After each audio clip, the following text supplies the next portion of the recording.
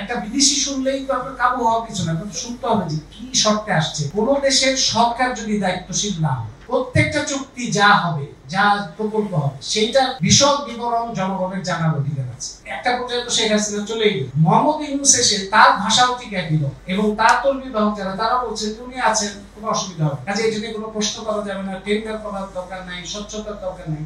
এবং এখনো কিন্তু ওই কথাটা আসছে, এই যে টেন্ডার করা লাগবে না, মার্কিন রাষ্ট্রদূত বলেছিলেন, বিশ্ব ব্যাংক বলেছে, এখনো কিন্তু টেন্ডার ছাড়াই ডিপি ওয়ার্ল্ডকে দেওয়া, এবং প্রধান উপদেষ্টা বলছেন যে এটা হচ্ছে পৃথিবীর সেরা। আর পৃথিবীর সেরা আপনি বললেই যে পৃথিবীর সেরা এটাকে আমার বিশ্বাস করতে হবে? আর পৃথিবীর সেরা প্রতিষ্ঠান পৃথিবীর সেরা কিনা এবং তাদের উদাহরণ কি, সেই উদাহরণগুলো কমল মোস্তফা দিয়েছেন অনেকগুলো উদাহরণ। সেই উদাহরণগুলো নিয়ে যদি আমরা প্রশ্ন করি, সেটা উত্তর তো দিতে হবে। সেই উত্তর দেবেন, উত্তর না দিয়ে বলবে যে প্রতিহত করতে হবে যারা বিরোধিতা করবে। এই ভাষা শোনার জন্য তো বাংলাদেশের মানুষ জীবন দেয়, এই ভাষা শোনার জন্য, এই কথা শোনার জন্য, এই ধরনের দৃষ্টিভঙ্গি দিয়ে দেশ চালানোর জন্য তো বাংলাদেশের মানুষ জীবন দেয়।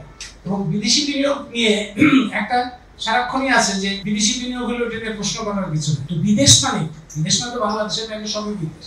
যে কোনো দেশ থেকে একটা লোক কে আসবে এবং এই কে আসলো, কিভাবে আসলো, কি কারণে আসলো, কি শর্তে আসলো, সেটা দিয়ে ফলাফল কি, এটা নিয়ে একটা ব্যাখ্যা করতে থাকবেন। আমাদের সমাজের মধ্যে চিন্তা করার অভ্যাসটা একটু কম, বিশ্লেষণ করার অভ্যাসটা একটু কম। এই যে বিশ্বাস করা, গুরুদেবকে বিশ্বাস করা কিংবা ক্ষমতাকে বিশ্বাস করা, এটা একটা প্রবণতা খুব শক্তিশালী। তার ফলে যেটা হয় যে একটা বিদেশি শুনলেই তো আপনার কাবু হওয়ার কিছু না, কিন্তু শুনতে হবে যে কি শর্তে আসছে, তারা কি করতে চায়। এবং একটা সহজ সূত্র আছে, কোন দেশের সরকার যদি দায়িত্বশীল না হয়, কোন দেশের সরকার যদি জাতীয় সক্ষমতার ব্যাপারে অমনোযোগী হয়, কোন সরকার যদি কমিশন ভোগীদের দ্বারা পরিচালিত হয়, তাহলে সেই ধরনের বিদেশি বিনিয়োগই সেই দেশে আসে। আর কোন দেশ যদি দায়িত্বশীল সরকার দ্বারা পরিচালিত হয়, তাহলে বিদেশি বিনিয়োগের যদি কোনো ক্ষেত্রে প্রয়োজনও থাকে, তাহলে ওই রকম বিদেশি বিনিয়োগই সেখানে যোগ হয়, যার একটা অ্যাকাউন্টেবিলিটি। আপনি চীনের বিদেশি বিনিয়োগ কিংবা মালয়েশিয়ার বিদেশি বিনিয়োগ আর বাংলাদেশের বিদেশি বিনিয়োগের মধ্যে তুলনা করলে এই জিনিসটা পাবে। এবং মহাবীর যে বাংলাদেশের বিদেশি বিনিয়োগের যে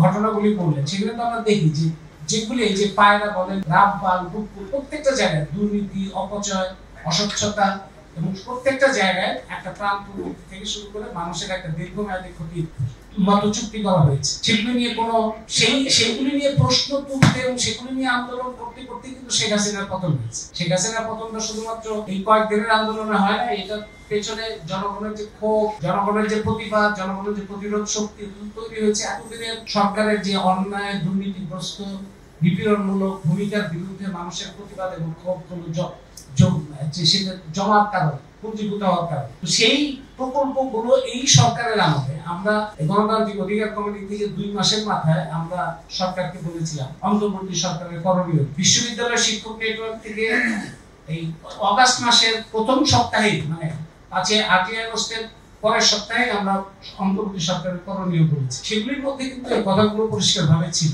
শেখ হাসিনা আমলে দুর্নীতি, কমিশন ভোগী, দেশ বিরোধী, প্রাণ প্রকৃতি বিনাশী যে সমস্ত চুক্তি করা হয়েছে, যে সমস্ত প্রকল্প আছে, সেগুলি প্রকাশ করতে হবে এবং যেগুলি দেশের জন্য খুবই ক্ষতিকর সেগুলি বাতিল করার পথ তৈরি করতে হবে। অন্তর্বর্তী সরকারের এই কম সময়ে সবকিছু করতে পারবে, কিন্তু পথটা তো তৈরি করতে পারবে না। পথটা তো তৈরি করা তাদের দায়িত্ব। এই ডাইরেকশনটা তো পাল্টানো, যে ধারায় চলছিল আগে সব, সেই ধারা থেকে ভিন্ন ধারা তৈরি করা তো তাদের একটা দায়িত্ব। সেই দায়িত্ব থেকে সরে এসে আমরা দেখতে পাচ্ছি ওই প্রকল্পগুলোই আবার অব্যাহত রাখার একটা চেষ্টা। বাংলাদেশে ডিপি ওয়ার্ল্ডের যে সেরা, পৃথিবীর সেরা, মোহাম্মদ ইউনূস যেটা বলছেন, এই পৃথিবীর সেরা তো নিশ্চয়ই শেখ হাসিনার মাথায় ছিল। শেখ হাসিনাই তো নিয়ে এসেছিল। তাহলে শেখ হাসিনার যে সিদ্ধান্ত কিংবা সিদ্ধান্ত, যেটা বাহার সাহেব যে এই চুক্তি, এই ডিপি ওয়ার্ল্ডকে নিয়ে আসার পেছনে যে সম্ভাবনার কথা বলেছেন, যে শেখ হাসিনার ব্যক্তিগত স্বার্থ, তার পরিবারের স্বার্থ, সেখানে একটা বড় ধরনের বিপদের মধ্যে পড়ে সেখান থেকে উদ্ধার করার জন্য বাংলাদেশকে ব্যবহার করা, এটি তো আপনি যেটা বলছেন যে শোনা যাচ্ছে। মোহাম্মদ ইউনূসের ক্ষেত্রে তার স্বার্থটা, তার আগ্রহ কি কারণ, শেখ হাসিনার আগ্রহটা আমরা বুঝতে পারছি। শেখ হাসিনার সেই আগ্রহটা অব্যাহত রাখার জন্য মোহাম্মদ ইউনূস খান চেষ্টা, এটা তো জবাব আমাদের পেতে হবে। এবং প্রত্যেকটা চুক্তি যা হবে, যা প্রকল্প হবে, সেইটা বিশদ বিবরণ জনগণের জানার অধিকার আছে। আমাদের বাজেটের মধ্যে অনেক রকম উন্নয়নের শিরোনাম থাকে, ভিতরে কি আছে আমরা জানি। উপরে দেখা যায় উন্নয়ন দেখা যাচ্ছে, ভিতরে দেখা যাচ্ছে আমাদের জন্য নানা রকম বিপজ্জনক প্রকল্প, ঋণ বলেন, প্রাণ প্রকৃতি বিনাশ বলেন, অপচয় বলেন, দুর্নীতি বলেন, সবকিছু থাকে। এই বিস্তারিত জানলে, জনগণ যদি বিস্তারিত জানতে পারে, তাহলে কিন্তু সরকারের পক্ষে দুর্নীতি, অপচয় জাতীয় স্বার্থবিরোধী তৎপরতা চালানো